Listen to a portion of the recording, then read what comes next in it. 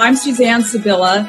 I'm the owner of Sibylla and Associates, which is the premier leadership and employee development company. Overcome obstacles, reframe your reality, love life, and have growth goals.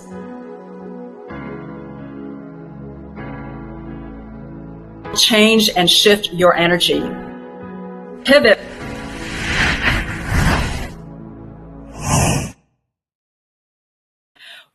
Welcome, everyone. I'm Suzanne Sibylla, your host of Pivot Now, where we bring on interesting, exciting, and dynamic guests who will share with us their tips, tricks, and life and business hacks to help you pivot in your life. I am so excited to bring this guest on our show. He is absolutely amazing, and you're going to love him. So let me tell you a little bit about him. So he is a clinical psychologist and has a background working with children, families, couples, and you name it, right? He actually has a company. It's called Pivot Counseling Center, which is so cool. I mean, I just love that. So welcome to our show, Tim Yan. Welcome, Tim. Woo! We're finally here. Thank you. We are finally here. So excited to finally do this with you. Oh, I know. It's so great to see you on the show and so great to have you as a guest. So thank you so much for being here. So we want to find out more about pivoting, making those life transitions and career transitions. So can you tell us a little bit more about that? Yeah, I gave it some thought in terms of times where I've made major pivots as well as helping other people do the pivoting. And if I had to oversimplify, I would say there's like two major traits or attributes that are vital to pivoting. The first one, which most people would agree with, is some level of discontent. You're just like not satisfied with whatever it may be. You're just not satisfied. And so that's half of the battle. And I'm sure you know a lot of complainers, people that are not happy with things. There's no shortage of that. But there's a second half to it that's just as important, if not more, which would be some level of humility. And humility in saying that, whatever way that I've been doing things, that's just not working. And I need to be open to other possibilities in doing things a different way. So I would say those two combination of discontent and a willingness and openness to change, that's the secret sauce for making pivots in your life. So then what would you say to someone that is feeling that way, feeling that sense of discontent, and doesn't know where to start or feels like they're stuck? Yeah. So the discontent is a feeling, or it's an emotion that we have, and discontent can come in so many varieties of feelings. It could be anywhere from feeling really depressed, you could be frustrated, you could be bored, right? There could be a variety of expressions of discontent. And in my book, Choose Better, the Optimal Decision-Making Framework, I really take a lot of time to help our readers and the people that I coach and counsel to put words behind the feeling, to understand the why. And I say that there is no such thing as a bad feeling. There's just probably uncomfortable feelings, but there's no such thing as a bad feeling in a sense that it serves some sort of benefit to you. It's trying to signal something really important to you. And so I would say that's the first step, right? The first step is understanding what is the why, putting to words, articulating the why behind the what, which would be the discontentment. So then what do you do after you find the why? Then how do you go about it? I mean, what do you do next? Sure. So that's a very broad question because depending on what the feeling is and what the why is, you would have a different strategy to address that particular why. So if, let's say, for example, you had a friend who gets hangry, like they're just kind of in a bad mood. But if the reason why they're angry is because they're hungry, you would intervene by providing them food. But if they're angry because it's just poor time management and therefore they're just feeling this pressure of not being able to make it on time, then it would be talking about strategies to, do better with time management. So it's a broad question because that's why finding out the why is so crucial, because the strategy will change depending on what that why is. Well, and this leads to our next part of our segment is we have this part called 3, 2, 1, go. And so I'd like to hear from you. Give us 3 tips, 2 tactics, if you will, or techniques, and 1 action item to pivot our lives forward. Awesome. So I'm ready for these questions because I did my homework. So 3 things, 3 tips. The first one, which is beautifully tied into what I just said, right? Which is listen to the why behind your feelings, and that's the first step, because feelings hit us at 1/10, 1/100th of a second in terms of how fast it hits our brain. So it's something that you can't really ignore. So instead of avoiding it, it's leaning in and being curious about what these feelings are about. So that's the first one. Second one is be selective with what you focus on. And I know the CEO of Netflix, Reed Hastings, he said that the biggest competitor of his company is other things or people. Oh no, he said sleep. That's what it was. Sleep is the greatest competitor because it's taking people away from their attention watching Netflix and streaming. So I say all that because there are so many things, people, circumstances that are fighting for your attention. One could argue that your attention is actually one of your greatest commodities, like one of the greatest resources you have. So we want to be very, very picky on what you focus on, because I would argue what you focus on gets bigger, gets magnified, and it ultimately leads to your trajectory in life. And if you don't really like where you are at in one given sector, chances are we want to figure out what are you focusing on and making sure to pivot, right, to focus on the right things that move you in the direction you want to go. So that'll be the second one. I Third love one. that. I love that. That gets a heart and Okay. a flame, Tim. I love Oh, that thank so you. much because I think that is so true. Is what we focus on, we give energy to, right? And Yes. it enlarges. So I love that. I Hmm. love that point. And what's your Awesome. next point? What's your next All right. tip? Number three. Number three is make decisions based on your values. Mm, So again, that's where the counseling, the coaching work is so vital, because a lot of times we kind of live life with this kind of vague understanding of what we value, what's important, or what society or our parents have told us are important, but we haven't really sat down to ask the question, what matters to me? Right? What matters to me and why? And hopefully for many of us, living a life of integrity is one of those values, being true to who you are and what matters. And living a great life, an optimal life, is having decisions that are supported by those values. And people who live out of integrity, kind of incongruent to those values, tend to live lives that are suboptimal. So that would be the third one, right? Is making clear to know why you're deciding whatever you're deciding. Is it aligned with your values? love that as well. Again, another heart and flame, another heart and flame. And so how I got to have a follow-up question on this one. I know we're going to Of techniques course, as well. yeah. My follow-up question on that is how do you find your values and what are values? Yeah, so values is just another fancy word for what is meaningful, what matters to you, what gives your life purpose. And there are some universal values that, psychologists, researchers, people that have kind of done a deep dive on this topic of purpose and meaning have found. And one of the most universal ones is living a life that is bigger than yourself, right? Being a part of a cause that is bigger than yourself. Viktor Frankl, I think, is one of those people who's really big on that concept. And so things of that nature. And again, none of us come into this world with some sort of manual of, hey, this is your life's purpose, this is what you're called to do it and you'll be fulfilled. So a lot of it has to do with having the courage to explore, to try things.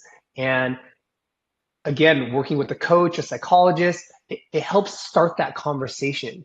And a lot of times, by the time you start having this conversation, you already have many, many years of life experience, which means there's a bunch of data points on why you decided to choose whatever you chose, and being able to kind of distill the values from the choices that you made allows you to see patterns, trends, things of that nature.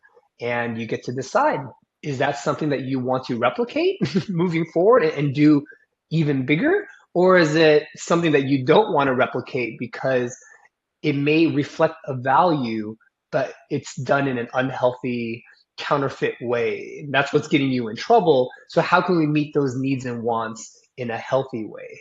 And maybe that's the conversation of figuring out the action steps behind the values and identifying what those are. Yeah, I think that's so true. I think it's so important to find out what is important to oneself. Like what is it that you really value in your life? I mean, is it Yeah. family? Is it competition? Is it moving up in the world? Is it having a peaceful life? I mean, what is it that you're really wanting in your life? And how can you create that kind of life that you want so that you can have the best life, right? So I think that is Well so said. important to really look at what is important to yourself. So when we're talking about the techniques, can you tell us a little bit more about, give us 2 tips or techniques? Yeah. So, two techniques that are in alignment with those 3 tips. The first one is increasing your emotional intelligence. And by Mm, doing that, it means that you, one, have to be able to learn how to identify the feelings that are coming up for you, but also know, the why behind those emotions. And thanks to the work of Dr. Paul Ekman and many people in kind of this emotion space, there are such things as universal emotions across cultures, across ages, demographics. And the big 7, I believe, is sad, mad, glad, fear, disgust, surprise, contempt. Those are kind of the universal 6 or 7. And each of them have a why, kind of like a function behind why those emotions exist. For example, right, anger has a lot to do with justice. If you think about the times that you've been angry, it's because something doesn't feel fair, something doesn't feel right, and that's why anger emerges. And so being able to ask that question, in this situation, what's unfair to me? Like what feels wrong to me? I think being able to ask the right questions in conjunction with the feelings gets you that much closer to the heart of what's really going on, which is the first pillar of my choose better framework. So that's the first one, is get the lingo, figure out the why behind these emotions, and it's already there. The research is already there. It's taking the time to learn it. So that's the first one. The second one is going back to values, identifying your values. People call the passions test. I don't know if you ever heard mm, that concept mhm, before. mhm. Yeah, the passions test, which is, again, this gets a little bit new agey perhaps, but this idea of like where is there more energy around certain things. So maybe for me, like gardening, it just doesn't do it for me. Like I have very little energy around that. I mean, I love the Uh-huh. crops that come from gardening, but to actually go in and be with the soil and like it just, I don't have a lot of energy around that. But when it comes to leadership development, hearing people's stories, oh, I just come alive. Like those are things that I really enjoy and I find meaningful. So just doing a passions test, kind of on an inventory of your life. Okay, maybe that's too broad. Maybe an inventory of your week. Uh-huh. Think about your week and think about all the activities that you do. And give yourself maybe a rating from 1 to 10, where 10 being like you have a lot of strong energy around this, 1 being no energy, it's just a chore. And I think just going through an inventory of where you have the most energy around certain activities, that could help you identify what those values may be.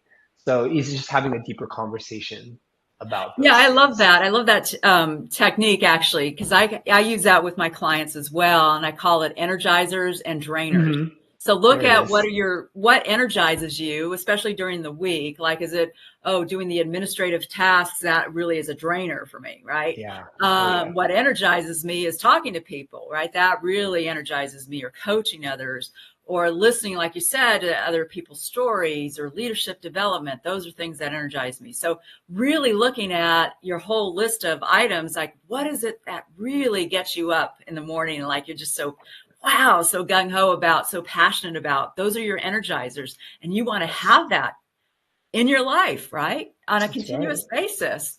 I remember Yes. someone said, because on Fridays, I have this thing where I call it Friday Fun Days. And so I take the day off actually on Fridays. I love it. And I do Good for things you. that are fun. I get together with friends. We go out for lunch. We go for a walk.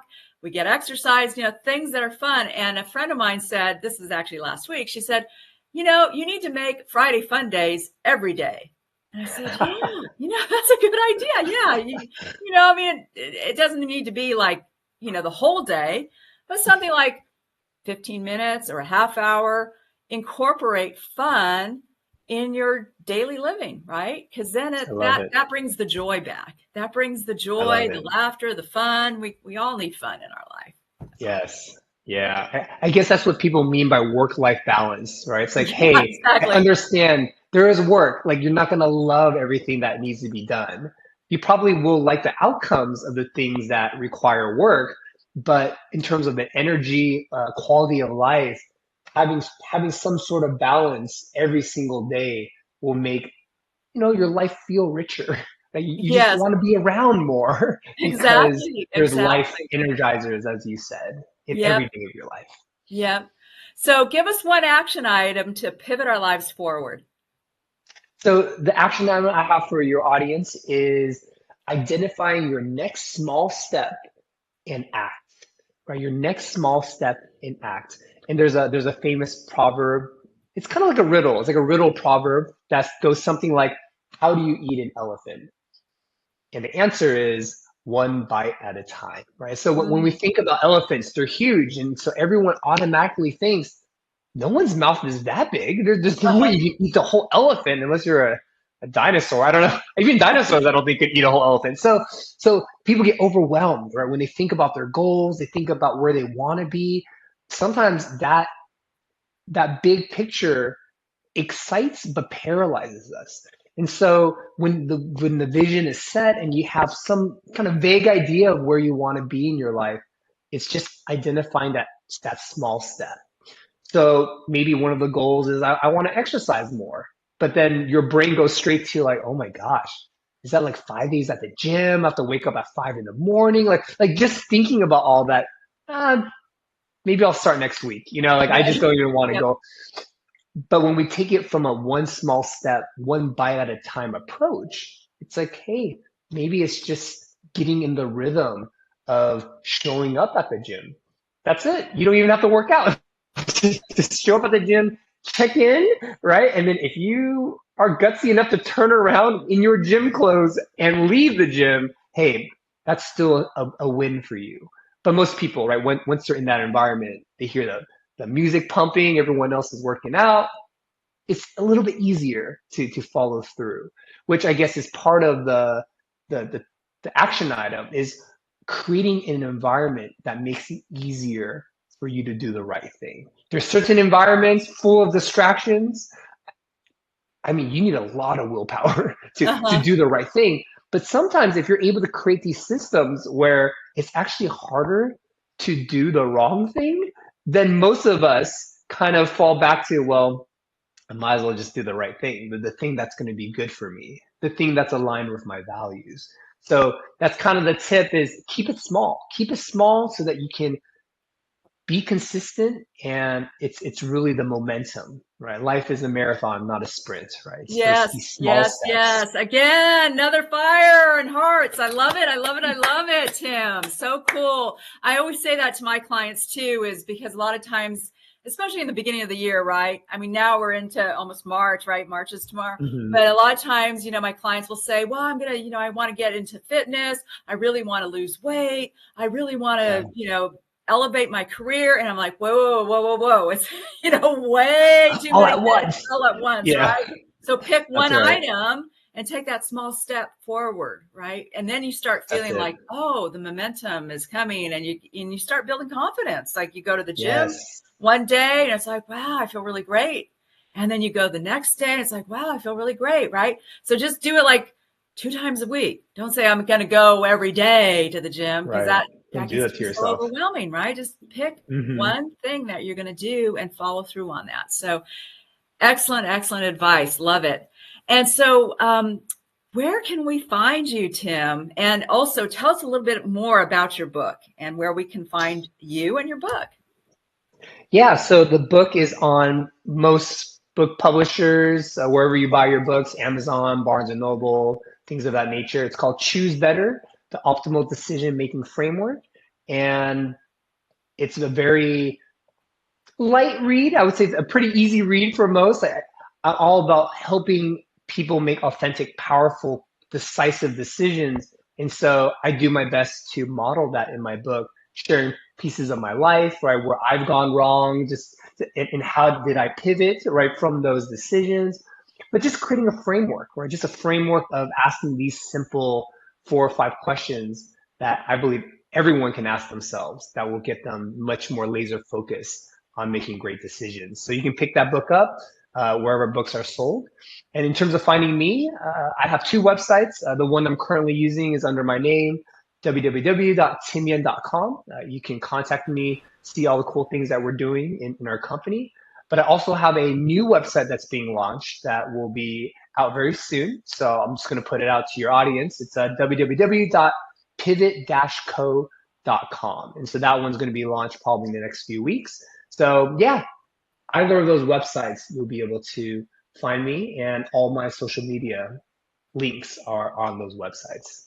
And we'll have all your social media links as well, after the show too, so people can connect with you. I love that your company is called Pivot Co. That's just so It it's was meant so to be. cool, When we right? connected, I was like, we have to talk. We have I to make know this happen. exactly, exactly. It's like I'm the pivot queen and you're the pivot king, I guess. There it So I is. think Yes, we're all helping so people great. pivot. That's it. Exactly, exactly. Making that pivot. So that's so cool. Well, thanks so much for being on our show. We really greatly appreciate you and all the advice you've given us and all those tips and tricks and gold nuggets. We really appreciate you, Tim.